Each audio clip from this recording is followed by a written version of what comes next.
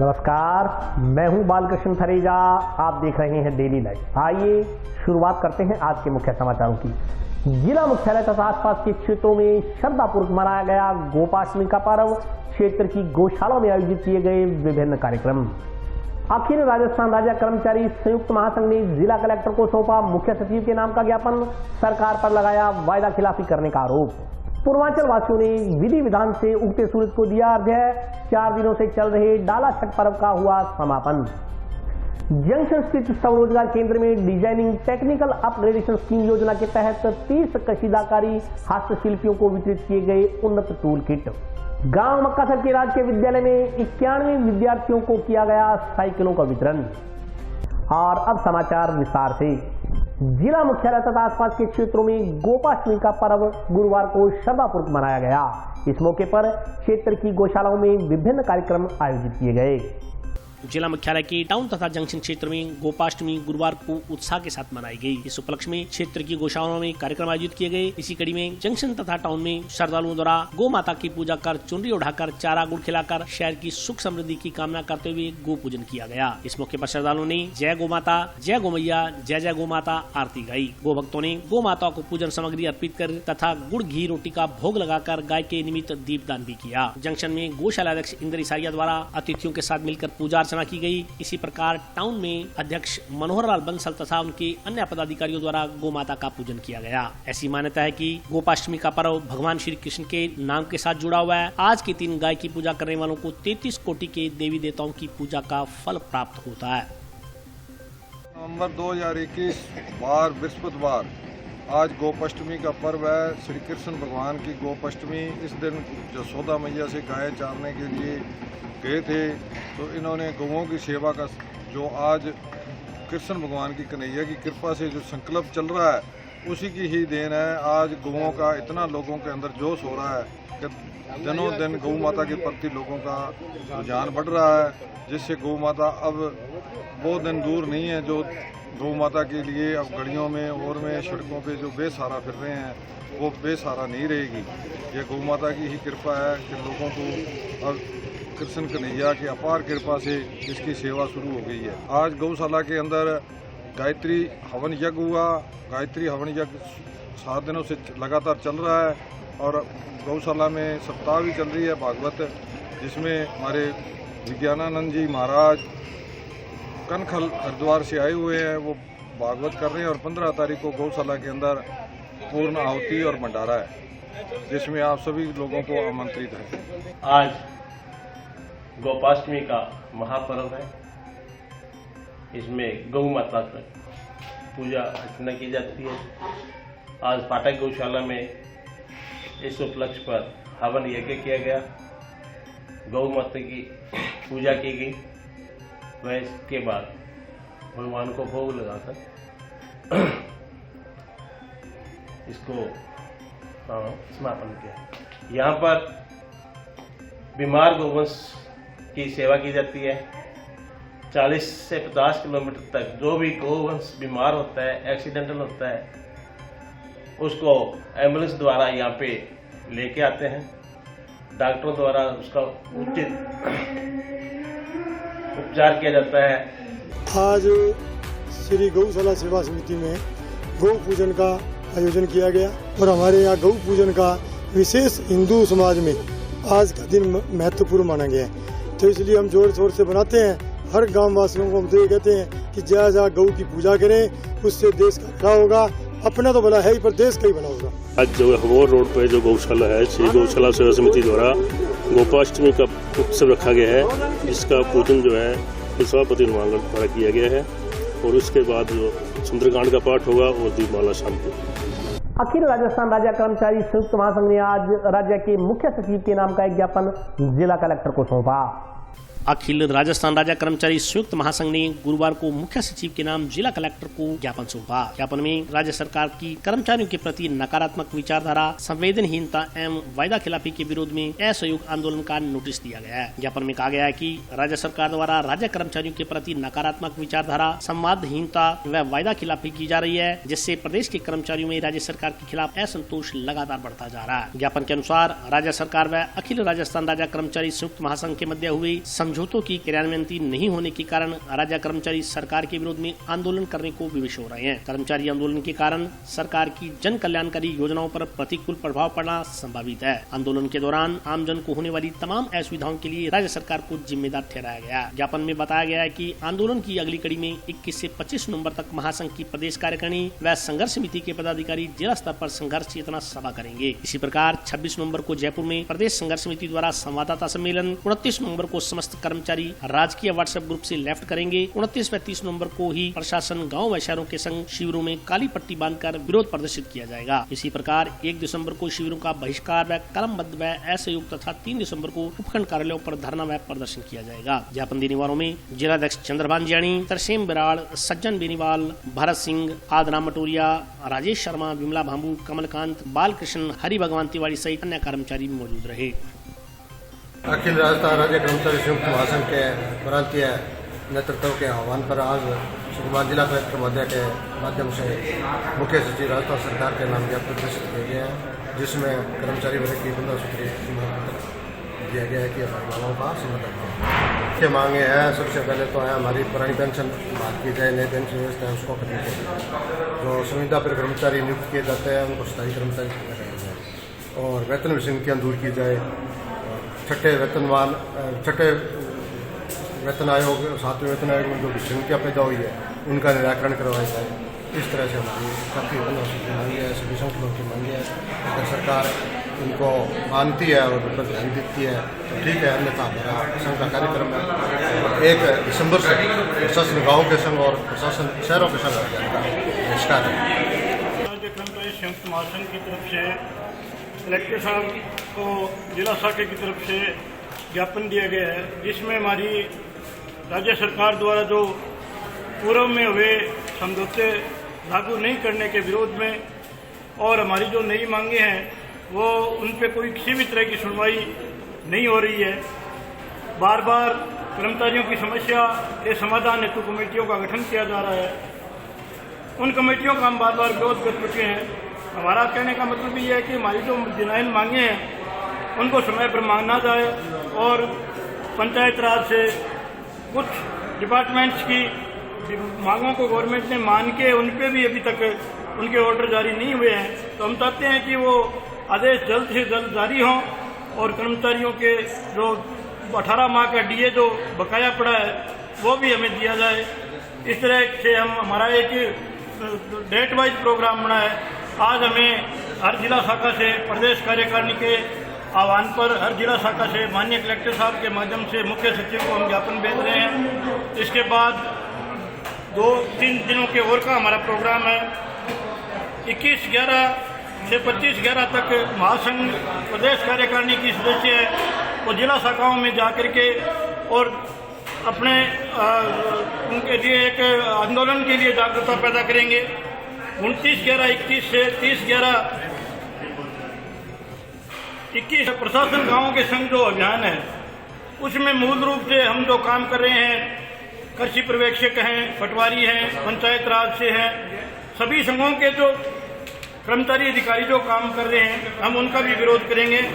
और उसके बावजूद अब हमारी मांगों को अगर नहीं माना गया तो 1/12 से 3/12 तक हम जयपुर में सभी कार्यों का बहिष्कार करेंगे और जितने भी राज्य के व्हाट्सएप ग्रुप है उनसे वो लेफ्ट करेंगे। गुरुवार सुबह पूर्वांचल वासियों ने विधि विधान से उगते सूर्यदेव की पूजा अर्चना कर उन्हें अर्घ्य दिया। इसके साथ ही 4 दिनों से चला आ रहा डाला छठ पर्व आज संपन्न हो गया। छठ महोत्सव के तहत गुरुवार को टाउन जंक्शन में पूर्वांचल वासियों ने विधि विधान से उगते सूर्य की पूजा अर्चना कर उन्हें अर्घ्य दिया। इसके साथ ही 4 दिनों तक चलने वाला सूर्य उपासना का पर्व छठ पर्व संपन्न हो गया। कोरोना महामारी के कारण बीते वर्ष छठ व्रत सार्वजनिक नदी घाटों पर नहीं मनाया गया था। इस कारण इस वर्ष सभी घाटों पर अपेक्षा से ज्यादा श्रद्धालुओं की भीड़ देखी गई। नहर में पहले से घुटनों तक पानी में खड़े होकर सूर्य देव के उगने का इंतजार कर रहे पूर्वांचल वासियों ने सूर्य देव की पहली किरण पानी में पड़ते ही उन्हें अर्घ्य देकर पूजन किया। पूजा अर्चना करने करने के लिए घाट पर अर्घ्य देने वालों की भीड़ लगी रही। इससे पहले अलसुबह ही व्रत रखने वाली महिलाएं एवं उनके परिवार के लोग मंगल गीत गाते हुए घाटों पर पहुंचे। हल्की सर्दी के बीच श्रद्धालु सूर्य देव की उपासना के लिए पानी में खड़े हो गए। गन्ने के मंडप में गीत गाते हुए महिलाओं ने छठ मैया की विधिवत पूजा अर्चना की। इसके बाद नहर में पानी में खड़े होकर भगवान सूर्य देव के उगने का इंतजार किया। जैसे ही सूर्य देव की पहली किरण पानी तक पहुंची, महिलाओं ने भगवान सूर्य को अर्घ्य अर्पित करना शुरू कर दिया। इसके बाद वापस वेदिका के सामने पहुंचे। वेदी के सम्मुख कंद मूल और फल के साथ पूजन के लिए तैयार पकवान रख महिलाओं ने आरती की तथा भगवान सूर्य देव से सुख समृद्धि व प्रगति की कामना की। इस दौरान घाट को रंग बिरंगे बल्बों से आकर्षक रूप से सजाया गया था।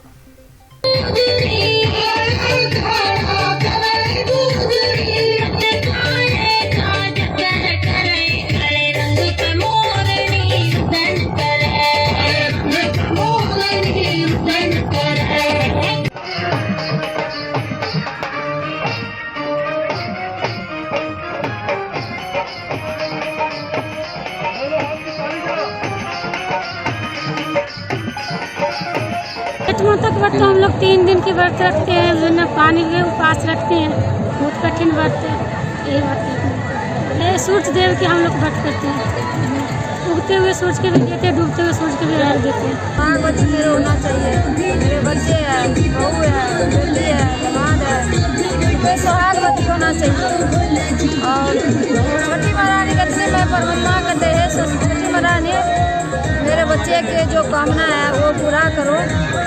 भाई पान नहीं पाने डंडी से अपने आज को सूरज को डूबते सूरज को अर्घ देते हैं। सुबह के समय उगते सूरज को अर्घ दिया जाता है। उसके साथ ही ये समाप्त हो जाता है। मनोकामनाएं जो भी मन में रखते हैं हर कोई छठी माई पूरी करती है। और इस व्रत में ना तो अन्न ना कोई जल का ग्रहण करना, मुंह में तो भी नहीं लेना होता है। आज हमारा छठ पूजा था, 4 दिन के व्रत था। आज हमारे व्रत पूरा हो गया। अब बड़ी बढ़िया से हमारे यहाँ पर धूमधाम से करी है। मांगे हैं छठ माता से जो हमारे घर में सुख शांति होए, हम हर साल मनाएंगे। प्रणाम देते हैं, मनोकामना पूरा हो गया तो अपना माता मेरे रानी पूरा कर दिए। तब उनके सेवा जो अपने कबले थे वो पूरा हो गया। वैसे प्रणाम देखे घर से चले अपने जहाँ तक अपने घाट बने हैं वहाँ तक अपना चल कर उनके मानता पूरा है। अपने मांगे थे जो अपने घर परिवार बच्चे खुश रहे, अपना बच्चे सब खुश रहे। अपना किराया पर मकान था, मकान अपना बन गया। अपना बस ये अपना 3 दिन होता है। एक खरना से नहा खा से शुरुआत है। खरना से अपना लास्ट सुबह के अर्घ दिन समाप्त। जंक्शन स्थित स्वरोजगार केंद्र में डिजाइनिंग टेक्निकल अपग्रेडेशन स्कीम योजना के तहत 30 कशीदाकारी हस्तशिल्पियों को उन्नत टूल किट का वितरण किया गया।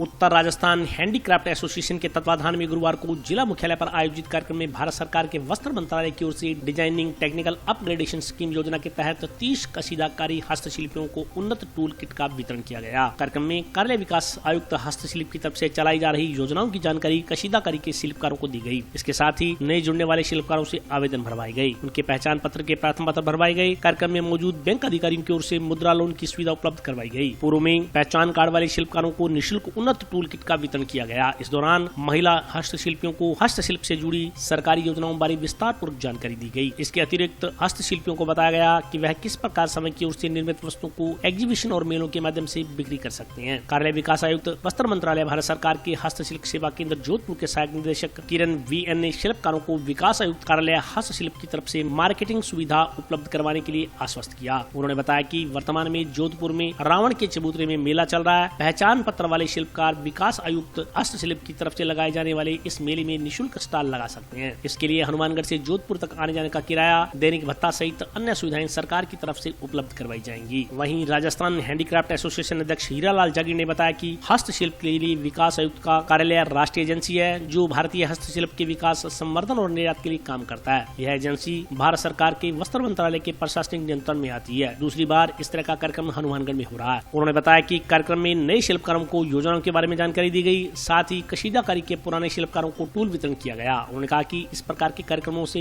धीरे धीरे लुप्त हो रहे शिल्पकारों को उजागर करने की नई रोशनी मिलेगी। अभी तक हनुमानगढ़ को 27 साल हो गए जिला बने हुए, एक बार दीपक मंच से मैंने 7 आर्टिकल भेजे थे, ना तो उनको वो जगह मिली, ना वहाँ पे फोन पर करने जिस बंदे के नंबर वो मिले। उसके बाद में डीडीएम नवान ने निर्देशक ने भी फोन नहीं उठाया। ऐसा हमारे शिल्पकारों के साथ नहीं होना चाहिए, सही कार्य करना चाहिए। बड़ी खुशी का विषय है कि आज के कार्यक्रम में केवल सर द्वारा इन्वाइट कर आप लोगों से रूबरू होने का मौका दिया, और उससे ही बड़ा आज का विषय है कि इस डिपार्टमेंट की पहुंच हमारे जिले में हुई है पहली बार, क्योंकि इन्होंने जोधपुर और बाड़मेर के बारे में बताया। मैं बाड़मेर में रह चुका हूँ, तो वहाँ इस तरह के काफ़ी मात्रा में प्रोग्राम होते हैं। मेरे में हनुमानगढ़ का अलग प्रोग्राम है, तो हनुमानगढ़ जिले में प्रतिभाओं की कमी नहीं है। जिले का कोई क्षेत्र ऐसा नहीं है जहाँ किसी न किसी प्रकार का दस्तकारी का कार्य नहीं होता हो और दस्तकार जो एक्सपर्ट नहीं होते। ये भास्कर वस्त्र मंत्रालय के अंदर DC handicraft development corruption handicraft है, जो हमारी शिल्पकारों की गतिविधियों को देखता है। आज ये पिछले 20 साल से मैं इस क्षेत्र में कार्य कर रहा हूँ। ये दूसरी बार हनुमानगढ़ में कार्यक्रम हो रहा है। जो नए शिल्पकार हैं उनकी योजनाओं के बारे में बताया जाएगा। जो पुराने शिल्पकार हैं कशीदाकारी के, उनको टूल किट वितरण की जाएगी। जो अब शिल्पकार धीरे धीरे लुप्त हो रहे हैं उनको उजागर करने के लिए एक नई रोशनी व नया चरण मिलेगा। कार्यालय विकास आयुक्त पश्चिम वस्त्र मंत्रालय भारत सरकार की तरफ से design and technical upgradation scheme इस योजना के तहत 30 कशीदाकारी हस्तशिल्पियों को उन्नत टूल किट निःशुल्क वितरण का कार्यक्रम है। इसमें कार्यालय विकास आयुक्त पश्चिम की तरफ से जितने भी योजनाएं हैं उस योजनाओं के बारे में जानकारी दे रहे हैं, और साथ में नया शिल्पी जो जुड़ना चाहते हैं ऑफिस की तरफ से उन लोगों के लिए आवेदन करवा दिया जा रहा है, और उनका पहचान कार्ड का एप्लीकेशन फॉर्म फिलअप करवा दिया जा रहा है। और साथ में अभी बैंक के अधिकारी लोग आए हैं, तो उनके साथ में भी मुद्रा लोन के लिए क्या सुविधा हो सकता है, उस सुविधा यहाँ पे उपलब्ध करवाने की कोशिश कर रहे हैं। और साथ में हम लोग इनको निःशुल्क टूल किट का वितरण का कार्यक्रम भी रखेंगे। इसके लिए अभी आज वही है, ये निःशुल्क जो टूल किट वितरण कर रहे हैं, या इससे इनको जिनके पास में ऑलरेडी अशिल्प का कार्ड बना हुआ है उन लोगों के लिए ये जो निःशुल्क टूल किट वितरण कर रहे हैं, तो ये इनके काम में आएगा। साथ में इन लोगों के लिए अभी मार्केटिंग का फैसिलिटीज़ खूब हमारा कार्यालय विकास आयुक्त अशिल्प की तरफ से दिलवा दिया जाएगा। जैसा अभी जोधपुर में रावण के चबूतरे में हमारा मेला चल रहा है, जिसमें जिनके पास में पहचान कार्ड होता है तो वो वहाँ पे निःशुल्क स्टॉल ले सकते हैं, और उनको यहाँ हनुमानगढ़ से वहाँ तक आने जाने का किराया, मालभाड़ा और दैनिक भत्ता ये सारी चीज़ सरकार की तरफ से दिया जाता है। तो वो अपना माल को लेकर वहाँ पर मार्केटिंग प्लेटफॉर्म का सुविधा ले सकते हैं। आज का जो नेशनल सर्विस सेंटर जोधपुर की तरफ से ये कार्यक्रम हैंडीक्राफ्ट्स को टूल किट वितरण के लिए किया गया है, जिसमें लीड बैंक और नाबार्ड हमारी आरसीटी की सहभागिता भी है। इसमें मेरा भी, जैसा कि इन्होंने बताया कि ये पहला ही प्रोग्राम था हनुमानगढ़ जिले में, और आशा करता हूँ कि डिपार्टमेंट की तरफ से ये पहला नहीं है, और ये जो चैन है लगातार चलती रहे, और ऐसे ही जो हैंडीक्राफ्ट मैन है, वोमेन, उन सबको प्रमोट किया जाए, जिससे इस क्षेत्र का विकास हो उसके, और हैंडीक्राफ्ट्स की तरफ से डेवलपमेंट में कंट्रीब्यूशन दिया जाए। एसबीआई के द्वारा योजना तो भारत राज्य सरकार की है, इंदिरा महिला शक्ति उद्यम प्रोत्साहन योजना के नाम से। इसमें महिलाओं को 10 लाख रुपए तक का लोन भी दिया जाता है, और उसमें 25 से 30% मार्जिन मनी यानी सब्सिडी भी मिलती है। सिंपल सी प्रक्रिया है, ऑनलाइन इसका पोर्टल पे अप्लाई होता है। नीट परीक्षा में 406वीं रैंक हासिल करने वाले विद्यार्थी हिमांशु अग्रवाल का गुरुवार को गुड डे डिफेंस स्कूल में समारोह पूर्वक अभिनंदन किया गया। नीट परीक्षा में ऑल इंडिया 406वीं रैंक हासिल करने वाले विद्यार्थी हिमांशु अग्रवाल का गुरुवार को जंक्शन में सूरतगढ़ फॉरेन स्थित गुड डे डिफेंस स्कूल में समारोह पूर्वक अभिनंदन किया गया। इस मौके पर संस्था के प्रधानाचार्य पंकज उपल ने छात्र हिमांशु को इस उपलब्धि पर बधाई देते हुए कहा कि हिमांशु विद्यालय के अन्य विद्यार्थियों के लिए प्रेरणा स्रोत होता है। उन्होंने अपने संबोधन में कहा कि किसी भी लक्ष्य को हासिल करने के लिए सबसे पहले लक्ष्य निर्धारित करना आवश्यक है, इसके पश्चात ही उस लक्ष्य को हासिल किया जा सकता है। उन्होंने सभी विद्यार्थियों को बिना किसी शॉर्टकट के कड़ी मेहनत कर शिक्षा के क्षेत्र में उपलब्धियां हासिल करने के लिए प्रेरित किया। पंकज उपल ने कहा कि सही माने में विफलता ही सफलता की प्रथम सीढ़ी है। इतिहास में कोई भी सफल व्यक्ति को पढ़ेंगे तो पाएंगे कि वह सफल होने से पहले कई बार असफल हुआ, परंतु दृढ़ निश्चय के चलते उसे सफलता हासिल हो गई। इसलिए असफल होने से डरे नहीं, बल्कि निरंतर प्रयास करते रहें, एक दिन अवश्य सफल होंगे। छात्र हिमांशु अग्रवाल ने विद्यार्थियों को अपनी सफलता का राज बताते हुए कहा कि वह कभी कक्षा का टॉपर या होशियार छात्र नहीं रहा, परंतु दृढ़ निश्चय के चलते ही वह इस मुकाम पर पहुंच पाया। हिमांशु ने विद्यार्थियों को नीट परीक्षा में सफलता हासिल करने के लिए टिप्स भी दिए। कार्यक्रम में अतिथियों की ओर से विद्यार्थी हिमांशु अग्रवाल का माला पहनाकर वह स्मृति चिन्ह प्रदान कर अभिनंदन किया गया। वो कर लेते हैं, संभव अचीव कर लेते हैं, पर जो बच्चे होते हैं जो एवरेज होते हैं या फिर जिनको टीचर्स भी ये कहते हैं कि तुम कुछ अचीव नहीं कर सकते, या फिर थोड़ी पार्शियलिटी रहती है उनके साथ कि हाँ वो हमारे लिए जेम्स हैं स्कूल के और उनको थोड़े लेफ्ट आउट कर देते हैं। तो मैं ये कहना चाहता हूँ कि जो बच्चे होते हैं वो अगर तुम अपने अगर कोई बच्चा ऐसा है कि जो फील करता है कि नहीं मैं बाकियों से थोड़ा लैग करता हूँ, तो अगर वो डेडिकेशन के साथ करे तो ऑब्वियसली वो अच्छा अचीव कर सकता है।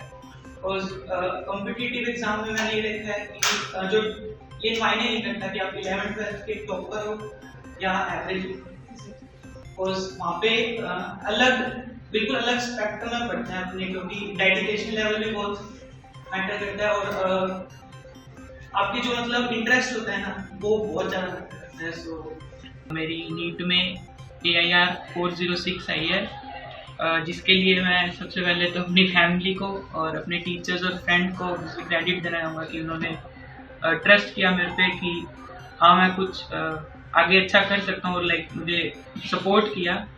और मैं उन सभी बच्चों को ये कहना चाहूँगा कि जो भी किसी भी कॉम्पिटिटिव एग्ज़ाम या इन जनरल लाइफ में कुछ अच्छा करना चाहते हैं, तो कि ये हमें फ़र्क नहीं पड़ता कि हम शायद किसी चीज़ को करने के लिए कब स्टार्ट हों, कब मतलब उसकी शुरुआत करें। बस ये है कि अब हम उस चीज़ के लिए अगर डेडिकेटेडली वर्क करते रहते हैं तो एट दी एंड शायद लेट ज़रूर हो जाए पर पहुंच जाते हैं वो वहाँ तक, अपने लक्ष्य तक। तो मैं बस यही कहना चाहूँगा अपने दोस्तों से कि मतलब करते रहिए अपनी मेहनत और अपने आप पे विश्वास रखिए कि ज़रूर हम कुछ अच्छा कर सकते आगे। अभी तो ऑब्वियसली MBBS करना चाहता हूँ और एक अच्छा मतलब डॉक्टर बनना चाहता हूँ। Today at Good Day Defense School, we have arranged a function for Mr. Himanshu, who has achieved All India rank 406 in NEET exam 2021. And today Himanshu also guided us as students to how they can perform in their life, how they can achieve their targets in the coming years. So he also gives some tips to clear their board exams also, and we are so much thankful to Mr. Himanshu who came here and give the most important tips to the youngsters so that they can achieve their targets. और अभी वक्त है break का, हाजिर होता हूँ छोटे से ब्रेक के बाद।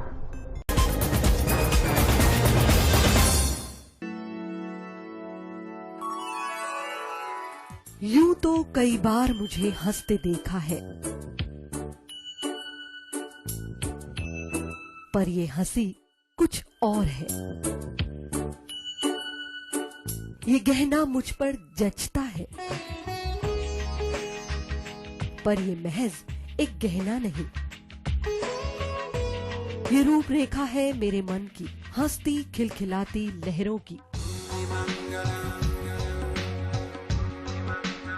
जो आतुर थी अब तक मुझ पर सजने को।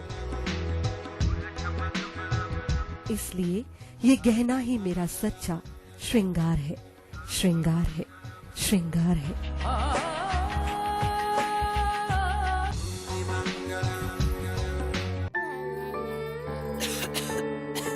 दीदी ये देखो,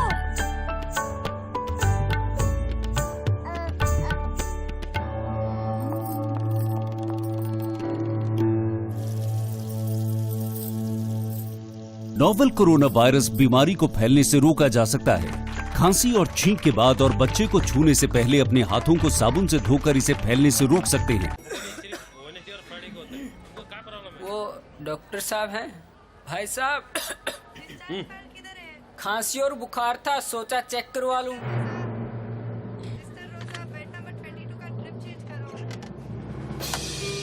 नोवेल कोरोना वायरस बीमारी को फैलने से रोका जा सकता है। बुखार के साथ खांसी और छींक होने पर तुरंत नजदीकी हेल्थ क्लिनिक या केंद्र जाएं। ब्रेक के बाद स्वागत है। आइए नजर डालते हैं अगले समाचारों पर। गांव सूरीवाला के किसान ने पुलिस पर उसे फसल नहीं काटने देने का आरोप लगाते हुए जिला कलेक्टर से इच्छा मृत्यु की मांग की है।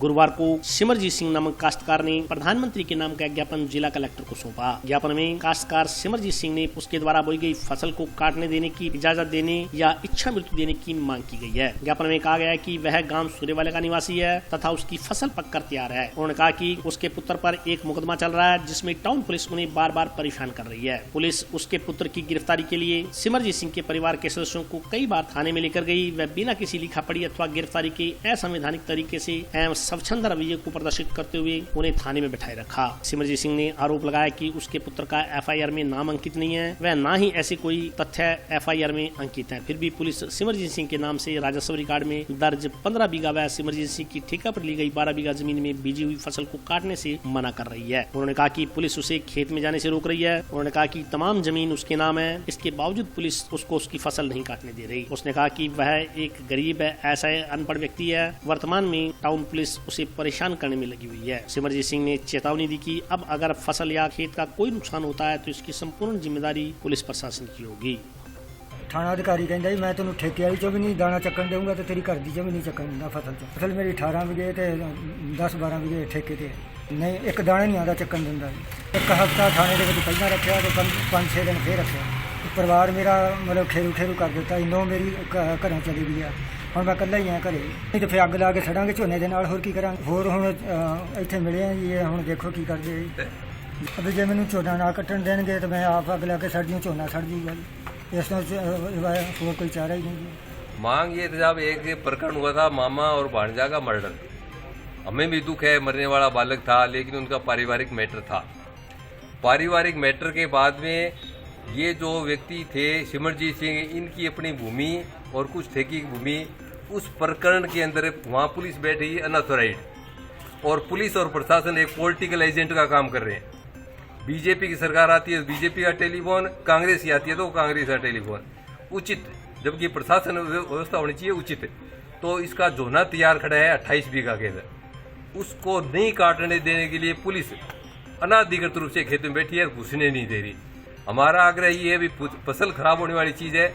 अपराध अपनी जगह, तफ्तीश होनी चाहिए, मौका मुआयना होना चाहिए। पुलिस अपनी उपस्थिति के अंदर अगर कोई रिकवर करना है वहाँ से हथियार या जो भी हैगा तो जोने कटे कि इसमें उपस्थित रह जाए और जो अपराधी है उसको दंडित करो।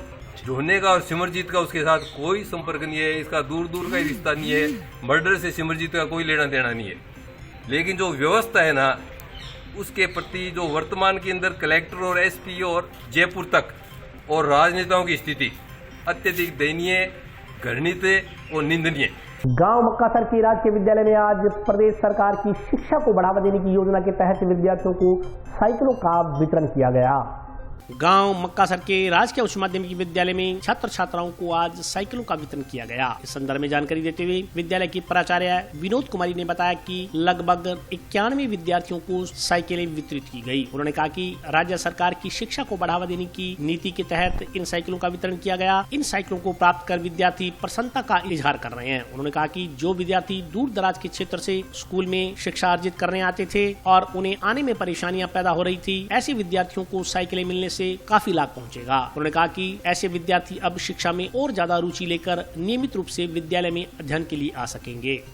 माध्यमिक विद्यालय मक्कासर में बच्चों को 91 साइकिलें वितरित की गई है। ये निःशुल्क साइकिल वितरण योजना के तहत राज्य सरकार के द्वारा चलाई गई स्कीम है, जिससे बच्चों को काफी फायदा हो रहा है।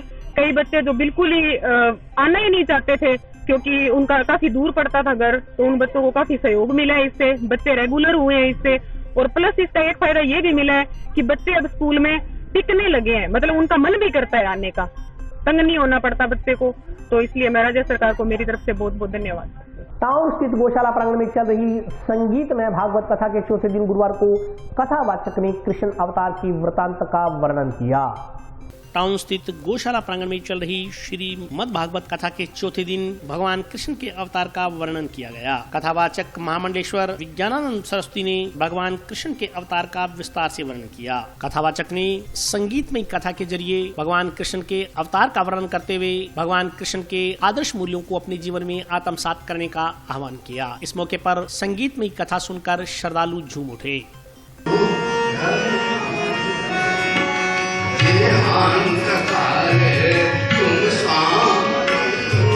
बंसी बजाते मन को मैं सन्नाथ गोविंद दामोदर प्यारे लगा गोविंद दामोदर हमारा जग से भला क्या आए यहाँ क्यों कर प्यारे सोचो विचारो हरि को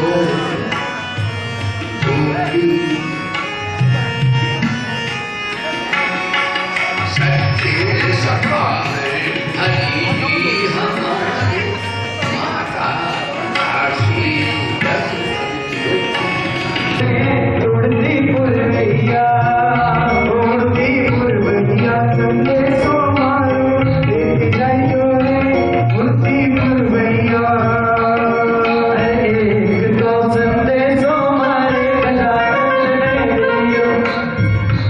आज के लिए बस इतना ही। कल फिर हाजिर होता हूँ नए समाचारों के साथ, तब तक के लिए नमस्कार।